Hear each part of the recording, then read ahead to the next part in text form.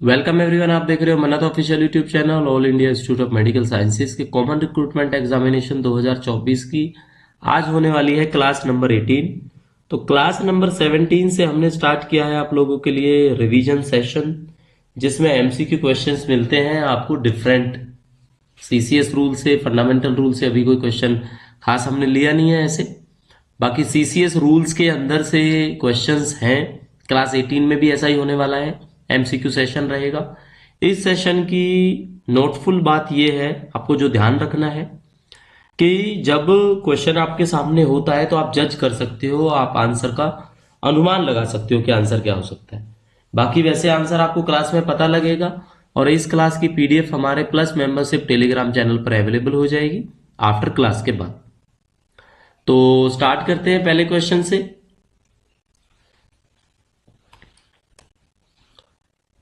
तो बच्चों revision session है आपका, ऑलरेडी हम आपको बता चुके हैं, एमसीक्यू करवाते हैं हम आपको रिवीजन सेशन में।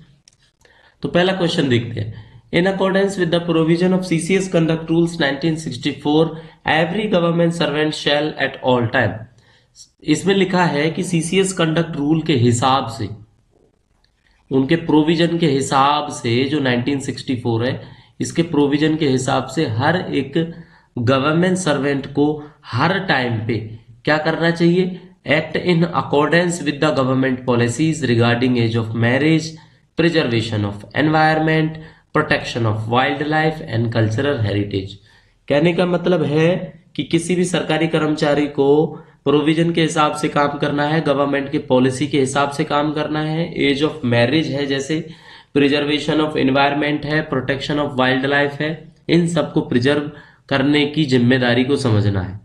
दूसरा है ऑब्जर्व करना है गवर्नमेंट की पॉलिसीज को, जो prevention of crime against women, यानी कि विमेन हरासमेंट की बात की गई है, विमेन हरासमेंट को प्रिवेंट करना है, रोकना है। तो अब आपने जवाब देना है कि ये स्टेटमेंट दोनों ठीक है, एक ठीक है या दोनों ठीक नहीं है। 5 सेकंड का टाइम है बच्चों आपके पास, तो 5 सेकंड के अंदर आप आंसर को सोच सकते हो, बाकी फिर हम आपको आंसर बताने वाले। तो पॉलिसीज रिगार्डिंग गवर्नमेंट पॉलिसीज के जो ऑब्जर्वेंस है, अकॉर्डेंस है, ये आपका कंडक्ट रूल के अंदर आता है। और कंडक्ट रूल में हम आपको फिर कल की क्लास में भी बताया था 3A 3B 3C पढ़ना बिल्कुल मत भूलना, चाहे आप इसको सेक्शन कहो चाहे आप इसको रूल कहो, ठीक है। 3A 3B और 3C जरूर पढ़ना चाहिए आप लोगों को। तो बच्चों इसका आंसर होगा आपका, दोनों के दोनों जजमेंट है जो हमारे ठीक है, यानी कि आंसर होगा आपका डी। फर्स्ट क्वेश्चन हो चुका है, सेकंड की तरफ चलते हैं।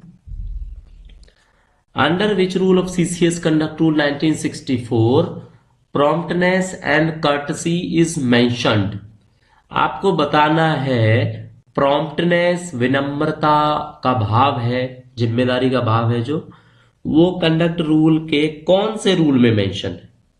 3A के अंदर आता है, 3B के अंदर आता है, 3C के अंदर आता है, या 4 में आता है। अब अभी आपसे डिस्कस किया था 3A 3B 3C, 100% पढ़ के जाना, रट के जाना इसके अंदर आता क्या है, क्योंकि कंडक्ट रूल में अगर कहीं से कोई सवाल आता है तो 3A 3B 3C सबसे ज्यादा जरूरी पोर्शन है इसका। तो बताओ बच्चों इसका आंसर क्या होगा? प्रॉम्प्टनेस एंड कर्टसी, ये आपका 3A के अंदर आता है, ठीक है। 3A के अंदर क्या आता है आपका? प्रॉम्प्टनेस एंड कर्टसी, विनम्र भाव से जो काम करने वाली बात है ये। 3B के अंदर आता है observance of government policies, observance of government policies, कि गवर्नमेंट जो भी पॉलिसी बनाएगी आप उनको ऑब्जर्व करोगे, उनको मानोगे। 3C के अंदर आपका बहुत बड़ा पार्ट है विमेन हरासमेंट के प्रिवेंशन का, ठीक है। विमेन हरासमेंट को किस तरह से रोकना है उसके बारे में गवर्नमेंट कर्मचारियों को हिदायतें दी जाती हैं, बताया जाता है, ठीक है। तो ये है आपका 3A 3B 3C, पढ़ के जरूर जाना बच्चों, फिर मैं आपको बताता हूं 3A 3B 3C, ठीक है।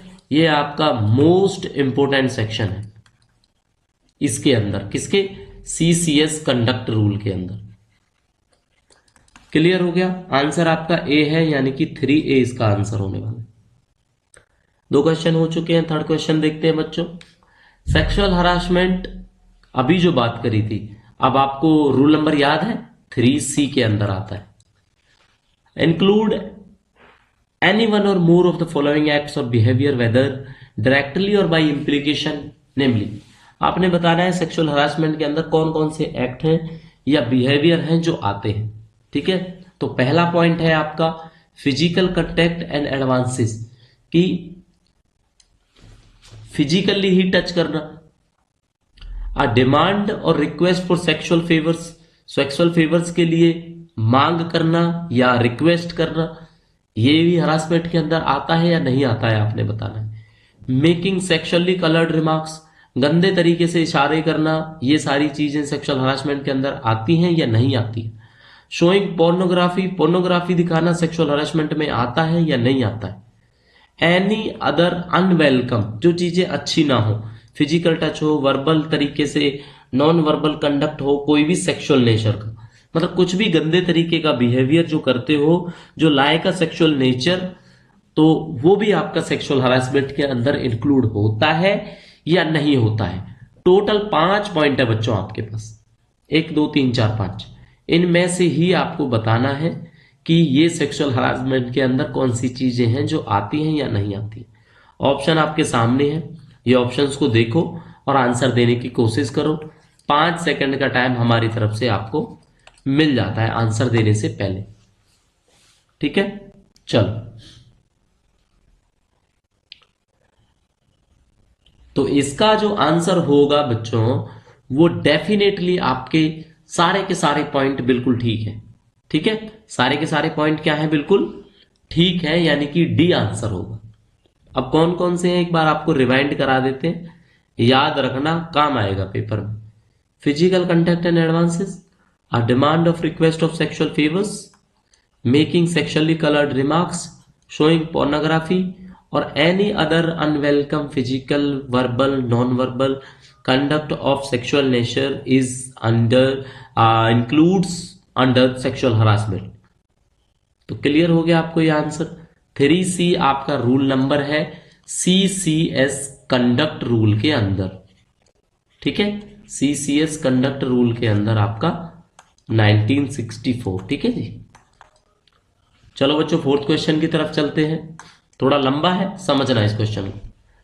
No government servant shall in any radio broadcast या telecast through any electronic media or in document published in his her name या एनोनिमसली या pseudonymously in the name of the person or in any communication to the press या in any public utterance, लोगों के सामने बोलना, making any statement of fact or opinion. Question को समझो, question में साफ साफ है नेगेटिव सेंस, कि कोई भी गवर्नमेंट कर्मचारी रेडियो ब्रॉडकास्ट, टेलीकास्ट, कोई इलेक्ट्रॉनिक मीडिया, व्हाट्सएप, फेसबुक, आपका इंस्टाग्राम, ठीक है, या कोई कैसा भी डॉक्यूमेंट पब्लिश कर देता है न्यूज़पेपर के अंदर, खुद से जाने अनजाने में अपना नाम छिपाते हुए या जैसे मर्जी तरीके से, या प्रेस के सामने कुछ बोल देता है या पब्लिक अपीयरेंस के सामने कुछ कह देता है, तो उसकी मनाही है। ठीक है, क्वेश्चन को समझना, नेगेटिव सेंस का क्वेश्चन है कि आप नहीं बोल सकते if you are a government servant. तो कोई गवर्नमेंट सर्वेंट नहीं बोल सकता। तो क्या चीजें हैं भाई नहीं बोल सकता, पॉइंट पढ़ने हैं आपने, 3 पॉइंट है हमारे पास, थर्ड है, सेकंड है और ये है first. Which has the effect of an adverse criticism of any current or recent policies or action of the government or a state government, provided that in the case of any government servant included in any category of government servants specified in the second proviso to sub rule number 3 of rule 1, nothing contained in this clause shall apply to bona fide expression of views by him as an office bearer of a trade union or association of government servant for the purpose of safeguarding the condition of service of such government servant or for securing an improvement thereof। साफ साफ इसका मतलब ये निकलता है कि कोई भी आप ऐसा काम नहीं करोगे जिसका कोई आलोचना का एडवर्स इफेक्ट निकलता है, जो भी गवर्नमेंट की पॉलिसीज हैं, गवर्नमेंट के काम हैं, आप उसकी आलोचना करते हुए कोई ऐसा एडवर्स इफेक्ट निकलता है जिसकी वजह से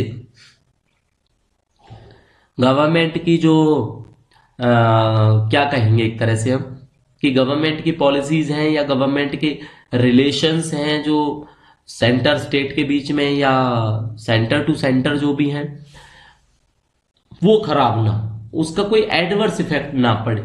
कहने का मतलब है गवर्नमेंट पॉलिसीज को you can't criticise. Public utterance में, प्रेस कम्युनिकेशन में, इलेक्ट्रॉनिक मीडिया में, ब्रॉडकास्ट में, टेलीकास्ट में, क्योंकि ये चीजें अच्छी नहीं होती।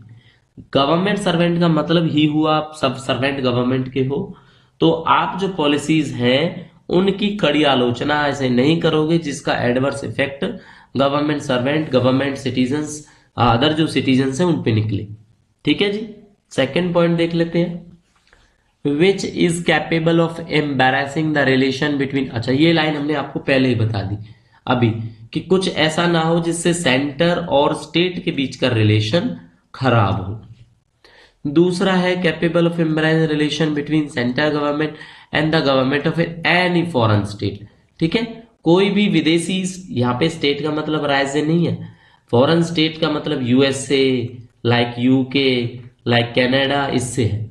तो वो रिलेशन भी खराब ना हो कि आपने मीडिया में कुछ ऐसा बोल दिया, आप मान लो डिप्टी सेक्रेटरी हो हेल्थ मिनिस्ट्री के अंदर और आपने कोई टेलीकास्ट, ब्रॉडकास्ट, इलेक्ट्रॉनिक मीडिया तो पब्लिक के सामने इस तरह से बोला कि जो भी गवर्नमेंट की पॉलिसीज हैं, हेल्थ पॉलिसीज हैं, उसकी वजह से फॉरेन स्टेट और हमारे भारत सरकार के बीच के रिलेशन खराब हुए, तो ये क्या है, गुड कंडक्ट नहीं है। तो इन चीजों की मनाही की जाती है। अगर आपको ऐसा लगता है तीनों पॉइंट ठीक है तो उस हिसाब से आपने आंसर को जज करना है। ठीक है जी। तो होपफुली बच्चों समझ आ गया होगा, थोड़ा लेंथी क्वेश्चन था बट समझना ज्यादा जरूरी है। 5 सेकेंड्स का टाइम आपका स्टार्ट हुआ, आंसर देने की करो कोशिश।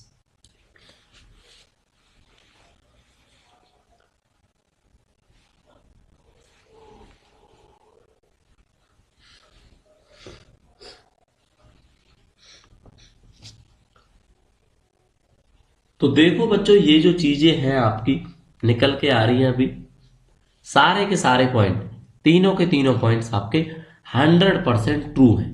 ठीक है, तो इसका जो आंसर है, ये थोड़ा छिप गया है, चलो यहां से दिखा देते हैं, वो डी है। क्या है वो आंसर आपका? डी, यानी कि ऑल ऑफ द अबव। यानी कि मेरी तीनों की तीनों स्टेटमेंट जो हमने अभी पढ़ी 1, 2 एंड 3, ये करेक्ट है बिल्कुल। तो अप्रोच आपने ऐसे ही रखनी है। थ्योरी अगर पढ़ी होगी तो स्टेटमेंट आपको एग्जैक्टली पता होगी। चलो 5th क्वेश्चन पे आ जाओ। गिफ्ट के बारे में भी हमने कंडक्ट रूल के अंदर पढ़ा है, तो आपने बताना गिफ्ट में आता क्या क्या है। क्या फ्री ट्रांसपोर्ट आता है, बोर्डिंग करना, लॉजिंग करना, या कोई और सर्विस? Any other पेक्यूनियरी। अब ये पेक्यूनियरी क्या होता है? पेक्यूनियरी, इसका मतलब बच्चों आपको हम बता देते हैं, वो होता है मॉनेटरी, यानी रिलेटेड टू मनी, धन संबंधी। कोई ऐसी चीज जो धन से रिलेटेड हो, पैसे से संबंधित हो, उसको बोलते हैं पेक्यूनियरी एडवांटेजेस। तो आपने कोई ऐसा पैसा लिया हो जो किसी पर्सन ने दिया हो या किसी नियर रिलेटिव या पर्सनल फ्रेंड ने दिया हो, जिसकी आपसे कोई ऑफिस डीलिंग नहीं है, अगर आप गवर्नमेंट सर्वेंट हो तो बताओ गिफ्ट का क्या मतलब हुआ? Free transport, boarding, lodging, other service, peculiar advantages. अब आपको मिल जाते हैं 5 सेकंड का टाइम और हमें मिल जाएगा 5 सेकंड का रिलैक्स। चलो कोशिश करो।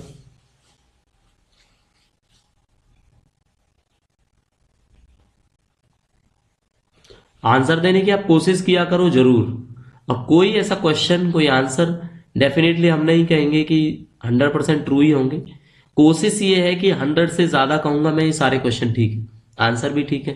बट अगर कुछ लगता है कुछ गलत हुआ है हमसे, तो बिल्कुल बेझिझक आप कमेंट करके बताना, उस चीज पे फोकस करेंगे अगर कुछ गलत हुआ तो। ठीक है, चलो। तो देखो जी, गिफ्ट के अंदर आती हैं दोनों की दोनों चीजें, यानी कि आंसर आपका बोथ 1 and 2 होगा, यानी फ्री ट्रांसपोर्ट, बोर्डिंग, लॉजिंग और एनी अदर पेक्यूलियर एडवांटेज, ये दोनों के दोनों स्टेटमेंट आपकी ट्रू है। तो जब भी गिफ्ट के बारे में पढ़ो पता होना चाहिए गिफ्ट क्या है। क्वेश्चन आ जाएगा 6, कोई भी government servant except with the previous sanction of the government, मतलब भारत सरकार से या स्टेट की जो सरकार है आपकी, उसकी परमिशन के बिना, परमिशन ले लिए तो चलेगा लेकिन उसकी परमिशन के बिना आप ऐसा नहीं करोगे। क्या नहीं करोगे? डायरेक्टली इनडायरेक्टली कोई ट्रेड या बिजनेस नहीं करोगे आप। नेगोशिएट अंडरटेक एनी एम्प्लॉयमेंट, कोई दूसरा रोजगार नहीं कर पाओगे आप। Canvass in support of any business of insurance agency, commission agency owned manage by any member of his family, उनकी जो फैमिली है गवर्नमेंट सर्वेंट की, वो उनके बिजनेस में इंश्योरेंस एजेंसी का, कमीशन एजेंसी का काम खुद ओन्ड नहीं कर सकते, संभाल नहीं सकते। Take part except in discharge of his official duties in the registration promotion में, अब आप ड्यूटी के साथ साथ किसी चीज का रजिस्ट्रेशन हुआ, प्रमोशन हुआ, मैनेजमेंट हुआ, किसका, या बैंक का हो या कंपनी का हो, ठीक है, जो रजिस्टर्ड हो चुकी है या होने वाली हो, कंपनीज एक्ट 1951 है, 56 है उसके तहत, या किसी और लॉ के साथ, किसी कोऑपरेटिव सोसाइटी के साथ, तो ये काम आप ना समझो इसको कि भाई ये नहीं करना, दूसरे वाला काम ये नहीं करना, बिजनेस इंश्योरेंस एजेंसी नहीं करना, take part in discharge official duty नहीं करना, मतलब नो से समझो क्योंकि नो वर्ड से शुरू है आपका क्वेश्चन। तो बताओ भाई आप क्या क्या नहीं कर सकते। अगर ये सारी स्टेटमेंट ठीक है, हम नहीं कर सकते, तो आंसर हमारा ये वाला होगा। और अगर आपको लगता है डी ठीक है, बी या डी ठीक है, या केवल बी ठीक है, तो इनमें से आंसर होगा। तो आंसर देने की कोशिश करो बच्चों, आंसर होगा आपका सारा का सारा ट्रू है। तो अगर आप गवर्नमेंट सर्वेंट हो तो बिना सरकार की परमिशन के बिना directly indirectly trade, business, employment, कोई agency, insurance agency, commission agency, किसी चीज का रजिस्ट्रेशन, प्रमोशन, मैनेजमेंट, बैंक का, कंपनी का, कोऑपरेटिव सोसाइटी का, कमर्शियल पर्पज के लिए आप नहीं कर पाओगे। एक लाइन के अंदर आपको क्वेश्चन को हमने समझा दिया। 6 क्वेश्चन हो चुके हैं। सेशन मजेदार अगर लग रहा है तो वीडियो लाइक करने में कंजूसी मत करना, because it provides us such enthusiasm कि हम नेक्स्ट टाइम प्रिपेयर होके आए, बेस्ट क्वेश्चंस लेके आए जो डेफिनेटली आपको पेपर में हेल्पफुल रहेंगे। चलो जी 7th क्लास देखते हैं। No government servant shall employ to work any child below the age of 14 years in mentioned under which rule of CCS conduct rule 1964। CCS conduct rule 1964 के हिसाब से कोई भी गवर्नमेंट सर्वेंट किसी बच्चे को 14 साल से कम उम्र है जिसकी, उसको आप जॉब पर नहीं लगा सकते, उससे काम नहीं करा सकते।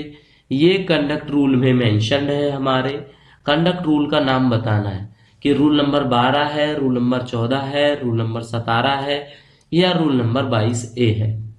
तो डेफिनेटली 5 सेकंड बच्चों आपको दिए जाते हैं और हमें रिलैक्स का टाइम मिलता है।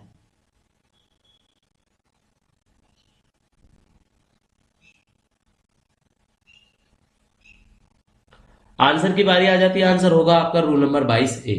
तो 22A में ऐसा बताया गया है कि no government servants and employ to work any child below the age of 14 years, नहीं काम करा सकते क्योंकि उसको बोलते हैं बाल मजदूरी।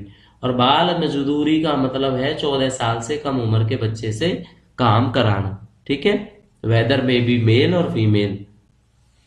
क्वेश्चन नंबर 8 की बारी आ जाती है। CCS conduct rules apply to, आपने बताना है किस किस पर लागू होते हैं। हर एक वो आदमी जो सिविल सर्विस में अपॉइंट हुआ है, हर एक वो सिविलियन जो डिफेंस के अंदर काम करता है, क्या वो आपका CCS कंडक्ट रूल्स लागू होते हैं इन पर, यस या नो? आप पहले सोचो फिर आंसर देने की कोशिश करो। तो 5 सेकंड बच्चों आपको टाइम मिल जाता है, क्विकली आपने सोचना है आंसर और कमेंट करके बताना है। तो डेफिनेटली इसका आंसर होने वाला है आपका दोनों के दोनों, यानी कि बोथ A एंड B। इसका क्या मतलब है? कोई भी आदमी जो सिविल जॉब में है, जैसे अब आप एम्स के अंदर जाओगे, अगर आप AAO बने, असिस्टेंट बने, या और काफी पोस्टें हैं, इनमें से किसी चीज पे आप गए, तो आप पहले वाले पॉइंट से लागू हो जाओगे, ए पॉइंट है जो हमारा, ठीक है। और अगर आप मान लो मिनिस्ट्री ऑफ डिफेंस के अंदर चले जाते हो, स्टोर कीपर बन जाते हो वहां पे, तो स्टोर कीपर क्या है, सिविलियन पोस्ट है, तो सिविलियन अगर पोस्ट है तो आप पर भी ये लागू होगा, ये पॉइंट हमारा बी है। तो डेफिनेटली क्लियर हुआ आपको। तो बच्चों इसीलिए इसका आंसर आपका सी आ जाता है। 9th क्वेश्चन पे आ जाते हैं। गवर्नमेंट का मतलब क्या होता है सीसीएस कंडक्ट रूल में, और सीसीएस कंडक्ट रूल का भाई यहाँ पे कॉमा लगाता हूं और आपको लिख देते हैं 1964 के अंदर। बताओ सीसीएस में गवर्नमेंट का मतलब सेंटर है या स्टेट है या दोनों है या कोई नहीं है? तो डेफिनेटली इसका आंसर सेंट्रल गवर्नमेंट होता है। तो सीसीएस रूल में अगर कहीं भी पढ़ोगे तो उसका मतलब स्टेट गवर्नमेंट नहीं होगा, गांठ बांध लेना इस बात को। 10 नंबर क्वेश्चन देख लेते हैं। इन रूल नंबर 3A, बहुत बार आपको याद दिलाया, दोबारा याद दिला देता हूं। 3A 3B 3C, बच्चों रट लेना, गांठ बांध लेना, एक पॉइंट मत छोड़ना इसके अंदर से, पेपर में आएगा जरूर। 3A of CCS conduct rule 1964 क्या एक्सप्लेन करता है? तो सबसे पहले वाला है ना जो, वो है आपका क्या है वो, ऑब्जर्वेंस ऑफ गवर्नमेंट पॉलिसीज है या प्रॉम्प्टनेस एंड कर्टसी? मुझे लगता है ये है प्रॉम्प्टनेस एंड कर्टसी, और ये है आपका 3B, ये है आपका 3C, और ये है आपका 3A। दोबारा हमने आपको बता दिया है, आंसर चेक कर लो, सी आंसर। तो प्रॉम्प्टनेस एंड कर्टसी क्या होता है आपका 3A के अंदर आ जाता है। प्रोहिबिशन ऑफ सेक्सुअल हरासमेंट आपका 3C के अंदर आ जाता है। Observance of government policies 3B के अंदर आ जाता है। तीनों जरूरी हैं, नोट कर लो, लिख लो जैसे मर्जी। क्वेश्चन 11 देख लेते हैं। Members of family in relation to a government servant is defined in rule. Government servant का कोई फैमिली का जो मेंबर है, सन हो, फादर हो, वाइफ हो, या जो भी डिपेंडेंट है उन पे, वो किस रूल के अंदर डिफाइंड है कि मेंबर ऑफ द फैमिली, मतलब फैमिली में कौन कौन होते हैं जो गवर्नमेंट सर्वेंट की फैमिली माना जाता है? तो रूल 2A के अंदर है, 2B में, 2C में, 2D में। तो ये तो क्लियर है कि ये रूल 2 के अंदर आता है। अब 2 में अलग अलग है, A है, B है, भैया C है, तो किसके अंदर आएगा ये? तो डेफिनेटली आएगा 2C के अंदर। तो इसका आंसर आपका डेफिनेटली C हो जाएगा। Member of family in relation to government servant is defined in rule number 2 of C in CCS conduct rules 1964।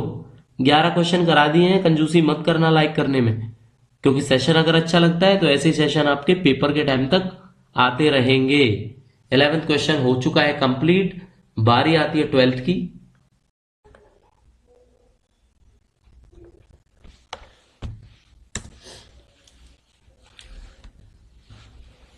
Observance of government policies defined in which rule of CCS conduct rule. मुझे लगता है definitely 3A 3B 3C हम आपको रटवा देंगे पहले ही, क्योंकि घूम घूम फिर के क्वेश्चन के अलग अलग तरीके हैं किस तरह से आपको हम पूछ सकते हैं, तो उतनी हम कोशिश कर रहे हैं ताकि पेपर में कैसे भी आए आपको पता हो। तो observance of government policy 3B के अंदर आता है आपका। 3A के अंदर क्या आता है? Promptness and courtesy. और 3C के अंदर क्या आता है आपका? बताओ क्या आता है? 3C के अंदर आता है आपका विमेन हरासमेंट, जो हरासमेंट वाला चैप्टर है, पॉइंट है। और ये आपने कमेंट करके बताना है कि रूल 4 में हम किसकी बात करते हैं, किसकी बात कर रहे हैं हम? सीसीएस कंडक्ट रूल 1964 के अंदर। तो आंसर डेफिनेटली आपका हो जाएगा 3B, यानी कि सेक्शन 3B। क्लियर हो गया, समझ में आ गया? क्वेश्चन 13 देख लेते हैं। Choose the correct option. कोई भी गवर्नमेंट सर्वेंट अपनी पोजीशन का यूज नहीं करेगा डायरेक्ट तरीके से या इनडायरेक्ट तरीके से किसी भी एम्प्लॉयमेंट में, रोजगार दिलवाने में, अपने किसी परिवार के सदस्य को या अपने कोई फैमिली मेंबर को, ठीक है, किसी कंपनी के अंदर कोई गवर्नमेंट सर्वेंट अपनी पोजीशन का यूज नहीं करेगा, वो बात बता दी। As soon as he become aware of the acceptance by the member of his family in employment in any company or firm intimate such acceptance to the prescribe authority. अगर कोई acceptance वो करता है फैमिली का member या government servant, तो इस बारे में भारत सरकार को इंटीमेट करना होगा, किसके द्वारा? गवर्नमेंट सर्वेंट के द्वारा। तो 2 पॉइंट है बच्चों, दोनों पॉइंट बताने हैं आपने कि दोनों ठीक है या दोनों ठीक नहीं है, क्योंकि ऑप्शन यही है। और अगर एक ठीक है तो ए ठीक है या बी ठीक है, इस हिसाब से आपने कमेंट करनी है। तो 5 सेकंड का टाइम आपको मिल जाता है, आप अपना आत्म मंथन करो और आंसर बताओ, ठीक है, 5 सेकंड्स के अंदर। तो डेफिनेटली बच्चों इसका आंसर आपका बोथ ए एंड बी है, यानी कि सी आंसर है इसके अंदर से, ठीक है जी, सी। नेक्स्ट क्वेश्चन देख लेते हैं। How many minor penalties are prescribed under the rule 11 of CCS CCA rules 1965। अच्छा, पेनल्टीज वाला ना एक आपने देखा होगा डिसिप्लिनरी, मुझे लग रहा है शायद डिसिप्लिनरी नाम से हमारी क्लास है, कंडक्ट के नाम से है, देख लेना एक बार, कुछ टाइम पहले ही वो क्लास आई है हमारी। तो वो क्लास में हमने आपको माइनर पेनल्टी और मेजर पेनल्टी का बारे में बेसिक बेसिक पढ़ाया है। तो आपको पता होगा कि कितनी होती हैं आपकी माइनर पेनल्टीज। रूल नंबर जरूर याद रखना है इन पेनल्टीज का। माइनर आपकी रूल 11 के अंदर आती है, ये आपको पता होना चाहिए। तो बताओ बच्चों, 3 होती हैं, 4 होती हैं, 5 होती हैं या 6 होती हैं, कितनी होती है? 5 सेकंड का टाइम है, वैसे आंसर हम देने वाले हैं आपको। तो इसका आंसर होगा बच्चों आपका 5, यानी कि 5 तरह की माइनर पेनल्टीज देखने को मिलती हैं किसके अंदर? सीसीएस कंडक्ट रूल्स के अंदर आपका, ठीक है, 1964। क्वेश्चन 15 देख लेते हैं। इनमें से बताना है कौन सी चीज आपकी पेनल्टी नहीं मानी जाती। अब ऑब्वियसली आपको पता होगा मेजर पेनल्टी आती है कंपलसरी, किसी को रिटायर कर दिया, प्रमोशन को रोक लिया, इंक्रीमेंट को रोक लिया, या किसी गवर्नमेंट सर्वेंट की एफिशिएंसी बार को रोक दिया। अब ये बताओ इनमें से कौन सी चीज आपकी पेनल्टी में काउंट नहीं होती है। 5 सेकंड का टाइम और हमारे लिए 5 सेकंड का रिलैक्स। तो बच्चों इसका आंसर होगा डी, यानी कि stoppage of a government servant at the efficiency bar. बाकी तीनों की तीनों पॉइंट जो ऊपर पढ़े आपने, वो आपका पेनल्टीज के अंदर आते हैं, ठीक है, ये आपका पेनल्टीज होती हैं। क्वेश्चन 16 देख लेते हैं। Which among the following doesn't come under minor penalty as defined in CCS CCA rules 1965। अच्छा, अब सीसीए रूल्स की बात कर रहे हैं हम। तो देखो सीसीए रूल्स में हमने आपको कुछ डिसिप्लिनरी एक्शंस पढ़ाए, हमने आपको बताया था ये क्लास हम लेंगे, तो क्लास डेफिनेटली थ्योरी की हम किसी दिन पढ़ा देंगे सीसीए के बारे में। तो सीसीए के जो रूल्स है 1965, इसके अंदर आपने बताना है जो माइनर पेनल्टीज है उनमें से कौन सी चीज माइनर पेनल्टीज नहीं होती। सबसे पहली माइनर पेनल्टी है निंदा करने वाली, sensor, with holding of promotion, with holding of increment. लेकिन ये नहीं पढ़ा होगा, ये हमने स्पेशली नोट करके आपको बताया था कि warning is not a penalty, साफ साफ बताया है। याद रखना काम आएगा, नहीं तो भूल जाओगे और गलती हो जाएगी हमसे। तो इसका आंसर हुआ बच्चों आपका ए, यानी कि वार्निंग आपका माइनर पेनल्टी के अंदर नहीं आता है। Question number 17, choose the minor penalty among the following. Compulsory retirement, dismissal from service, reduction by 1 stage for a period not exceeding 3 years without cumulative effect, removal from the service। Minor penalty को choose करना है। देखो जी, किसी को retire कर दिया penalty की वजह से टाइम से पहले 55 साल पे, या उनके 30 साल पूरे हो जाएं, कुछ कंडीशन होती है, 56J के अंदर आता है आपका ये फंडामेंटल रूल्स में, ठीक है जी, कंपलसरी रिटायरमेंट के बारे में पढ़ लेना। तो ये आपका मेजर पेनल्टी होती है। डिसमिस करना छोटी बात नहीं होती, और removal from the service major penalty है। तो रिडक्शन बाय 1 स्टेज, एक स्टेज किसी को डाउन कर दो, कितने दिन के लिए? 3 साल के लिए मैक्सिमम है। 3 साल से कम के लिए आप कर दो कि भाई 1 साल तेरे को इंक्रीमेंट नहीं मिलेगा या डाउन रखेंगे हम। किसके? Without cumulative effect. Cumulative effect है, ना तो उसकी पेंशन पे फर्क पड़ेगा, ना उसकी क्वालिफाइंग सर्विस पे फर्क पड़ेगा, ना उसकी रिटायरमेंट पे कोई फर्क पड़ेगा, ठीक है जी। तो इसीलिए ये माइनर पेनल्टी है, क्योंकि ज्यादा फर्क नहीं पड़े। तो आंसर सी होगा इसका। तो आपको पता होना चाहिए कितनी है माइनर पेनल्टी। थोड़ी देर पहले कराया था, याद होगा तो बता पाओगे। 5 है, और 5 आपको याद रखनी है। सेंसर है, रिडक्शन बाय वन सिटीज है, बाकी आप बताओगे, अब हम नहीं बताएंगे। ठीक है, रिवाइज करो, पढ़ो। सीसीएस, एक क्वेश्चन ये भी आता है कि सीसीएस के अंदर जो सीसीए लिखा होता है, इस सीसीए का क्या मतलब है। इसका मतलब होता है क्लासिफिकेशन, कंट्रोल एंड अपील। याद रखना, अलग से क्वेश्चन नहीं करवाएंगे। तो बताओ ये रूल कब से आए।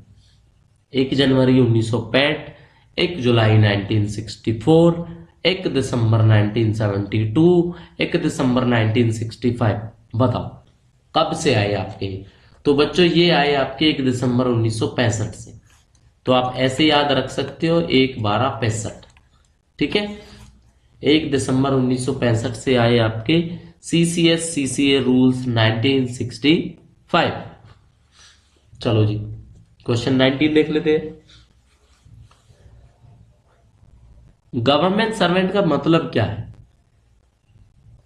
3 ऑप्शन है, चौथा ऑल ऑफ द अबव है, बताना है। वो एक ऐसा मेंबर होता है किसी सर्विस का, या कोई जो सिविल पोस्ट को होल्ड करता है, या आपका फॉरेन सर्विस में होल्ड करता है, या कि उसको टेम्परेली किसी स्टेट गवर्नमेंट में डिस्पोज किया गया है। तो ऑब्वियसली ऐसा होता है। तो यह है गवर्नमेंट सर्वेंट की परिभाषा। दूसरा ये है कि वो मेंबर होगा सर्विस का, सिविल पोस्ट को होल्ड करेगा। ये तो सेंटर के अंदर करेगा, ये स्टेट के अंदर करेगा। डेफिनेटली ठीक है भाई। तीसरा होगा लोकल अथॉरिटी के, या टेम्परेली उसको प्लेस किया जाएगा disposal of the centre government. तो लोकल और अदर अथॉरिटी के पास भी सर्विस में रह सकता है, बिल्कुल ठीक है।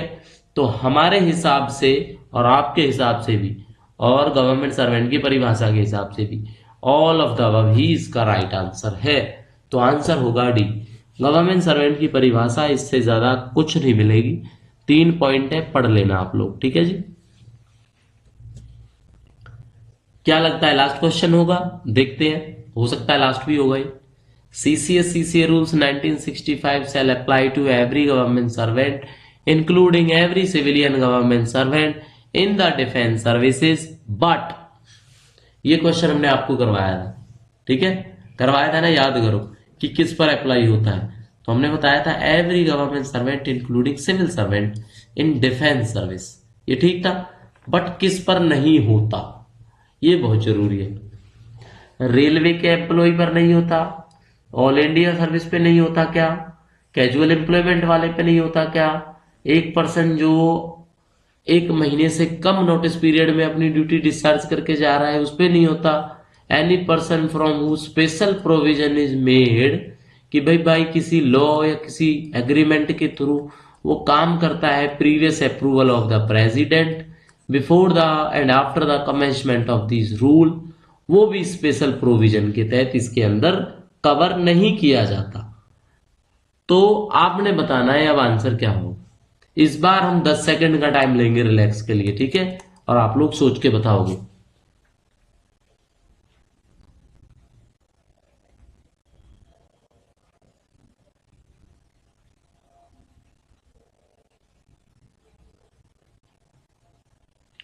टेन सेकंड बच्चों आपके हो चुके हैं। और सीसीएस सीसीए रूल्स के हिसाब से ये ना तो रेलवे सर्वेंट पे अप्लाई होते हैं, ना ऑल इंडिया सर्विस पे अप्लाई होते हैं, ना कैजुअल एम्प्लॉयमेंट वाले पर्सन पे अप्लाई होते हैं, 1 महीने से कम नोटिस पीरियड में जो ड्यूटी डिस्चार्ज करके जा रहा हो उस पे अप्लाई होते हैं, ना उस पे अप्लाई होते हैं कि जो स्पेशल प्रोविजन के द्वारा भारत के राष्ट्रपति के द्वारा किसी चीज के लिए उनको अपॉइंट किया गया हो। ठीक है, अलग से अगर कोई प्रोविजन है तो इसका answer all of the above होगा। तो आंसर होगा बच्चों इनका एफ। ठीक है, तो F will be the right answer. अच्छा, डी तो बच्चों इसमें है ही नहीं, है ना, एफ होगा इसका आंसर। तो आपको पता होना चाहिए किस पर अप्लाई नहीं होता, इसलिए ये लेंथी क्वेश्चन बनाया गया। करेक्शन मिल जाएगी इसकी। 21 देख लेते हैं। The appointing authority or any authority to watch it is subordinate or the disciplinary authority may place a government servant under suspension.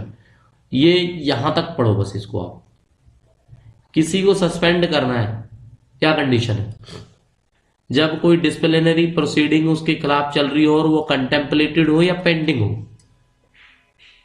ठीक है, नहीं है, आपने बताना है। ओपिनियन ऑफ द अथॉरिटी अफोरसाइड, जो ऊपर वाली अथॉरिटी है डिसिप्लिनरी प्रोसीडिंग वाली, वो एंगेज होती है किसी इसी तरह की एक्टिविटीज में जो प्री जुडिशियल है, security of the state, Bharat के स्टेट से, भारत के सुरक्षा से जुड़ा सवाल है। ठीक है। तीसरा है, अगर उनके खिलाफ कोई ऐसा क्रिमिनल ऑफेंस है जो अंडर इन्वेस्टिगेशन है, इंक्वायरी होनी है उस पे, या कोई ट्रायल होना है, तो उस केस में गवर्नमेंट सर्वेंट जो अंडर सस्पेंशन है उस पे ये लागू होती है। मतलब लागू का मतलब ये होता है गवर्नमेंट सर्वेंट अंडर सस्पेंशन नहीं, उसको सस्पेंड करना है। कब कब करना है? तो बिल्कुल ठीक है, डिसिप्लिनरी प्रोसीडिंग अगर चल रही है तो भी उसको सस्पेंड कर दिया जाएगा भाई।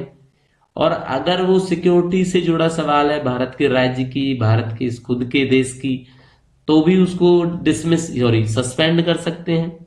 तीसरा केस ये है, अगर उस पर कोई क्रिमिनल चार्जेस लग गए हैं तो ऑब्वियसली उसको सस्पेंड करना पड़ेगा। इसका मतलब चारों के चारों ऑप्शन हो जाते हैं ट्रू। तो आंसर होगा आपका डी। अब मुझे ये बताना है आपने कमेंट करके, डेफिनेटली आपने पढ़े हैं, ये सीसीए रूल्स के अंदर का क्वेश्चन है, सस्पेंशन वाला। ठीक है, लेकिन अब क्वेश्चन के हिसाब से पढ़ के आपको ज्यादा समझ में आया या नहीं आया, कमेंट करके बताना। 22 देख लेते हैं। Is overtime allowance paid to parliament assistants. अच्छा, एक छोटी सी बात कर लेते हैं आपके सामने। देखो,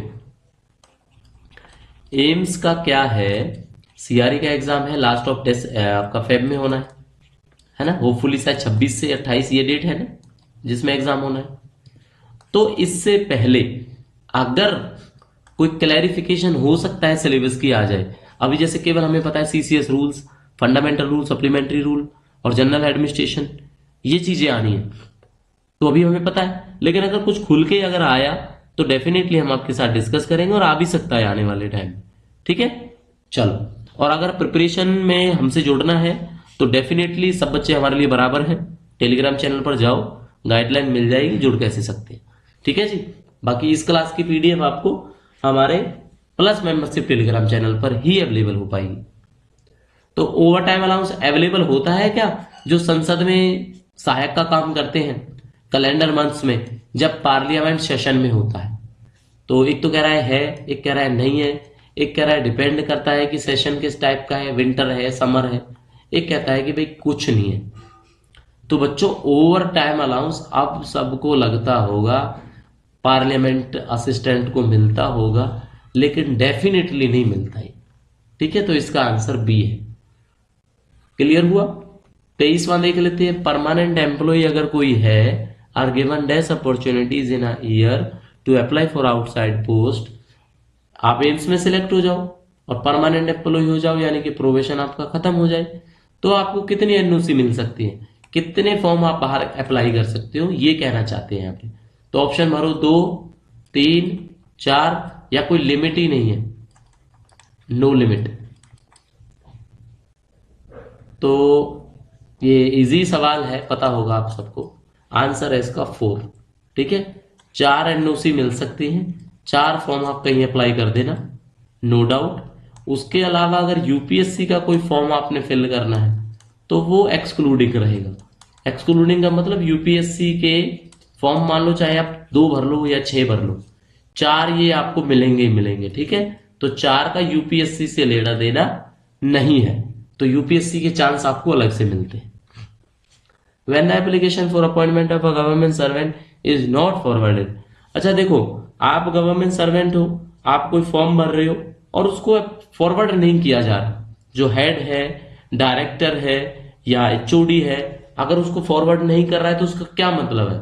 या तो आप सस्पेंशन में हो, या आप पेनल्टी के दायरे में पड़े हो, या आप डिसिप्लिनरी प्रोसीडिंग है आपके खिलाफ, कार्रवाई चल रही है, पेंडिंग है अभी रिजल्ट निकलना, ठीक है। तो बताओ क्या आंसर होगा। डेफिनेटली चारों आंसर ठीक है, यानी कि सस्पेंशन के केस में भी नहीं मिलता, पेनल्टी अगर अंडरलाइन है तो नहीं मिलता, अंडर गोइंग है, डिसिप्लिनरी प्रोसीडिंग अगर पेंडिंग है तो भी नहीं मिलता, ठीक है। मतलब आपका एप्लीकेशन अपॉइंटमेंट के लिए, आउटसाइड पोस्ट के लिए गवर्नमेंट सर्वेंट का फॉरवर्ड नहीं किया जाता जब तक आप सस्पेंडेड है, आपके खिलाफ कोई कार्रवाई चल रही है, आपके खिलाफ कोई पेनल्टी अंडर गोइंग है, ठीक है जी। सिंपल सवाल सिंपल जवाब।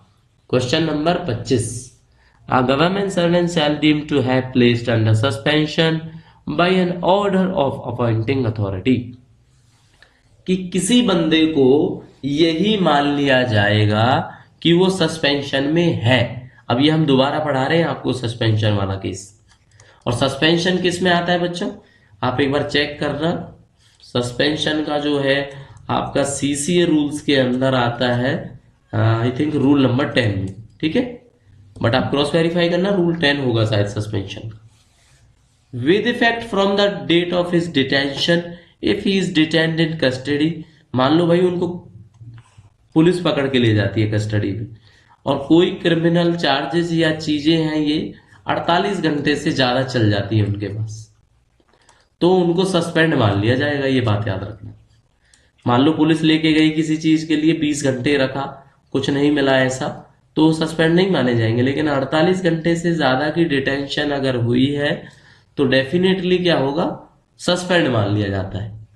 With effect from the date of his conviction. अब कन्विक्शन हो गया भाई कि भाई जो ऑफेंस है, कोई गुनाह किया है, उसमें उनको इम्प्रीजनमेंट हो जाती है, जेल हो जाती है, और 48 घंटे से ज्यादा वो जेल में रह लेते हैं, 48 घंटे से ज्यादा, is not for dismissed or removed or compulsory retired consequent to such conviction.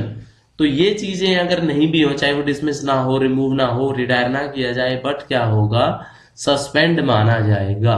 तो deemed to be suspended by an order of appointing authority, अगर दोनों केस आपके हो जाते हैं तो आंसर डेफिनेटली सी होगा आपका, ठीक है, सी। तो सस्पेंशन का आज आपको क्लियर हो गया होगा, है ना। तो इसको बोलते हैं क्रिस्टल क्लियर। चलो, तो बच्चों ये आपका सेकेंड सेशन था जो रिवीजन का हमने करवाया। एमसीक्यू के 25 क्वेश्चंस आपको कराए। 25 क्वेश्चन के अंदर थ्योरेटिकल इतना पोर्शन आपके समझ में आया कि आप 50 क्वेश्चनों के जवाब दे सकते हो आज की डेट में। तो मोर प्रैक्टिस करनी है एमसीक्यूज की, हमारे टेलीग्राम चैनल पर अवेलेबल है, ज्वाइन करो प्रिपरेशन के लिए। मेन चैनल है मन्नत ऑफिशियल यूट्यूब टेलीग्राम चैनल, वहां से गाइडलाइन मिलेगी आप ज्वाइन हमें कैसे करोगे, या आप हमें ईमेल कर सकते हैं मन्नत ऑफिशियल यूट्यूब mannatofficial14@gmail.com पर। लाइक कर दो, शेयर कर दो दोस्तों के साथ। जो भी फर्स्ट टाइम व्यूअर है हमारे चैनल के सब्सक्राइब कर लेना, because we are providing qualitative and better content for your preparation. तो मिलते हैं नई क्लास में, तब तक के लिए thank you, see you soon.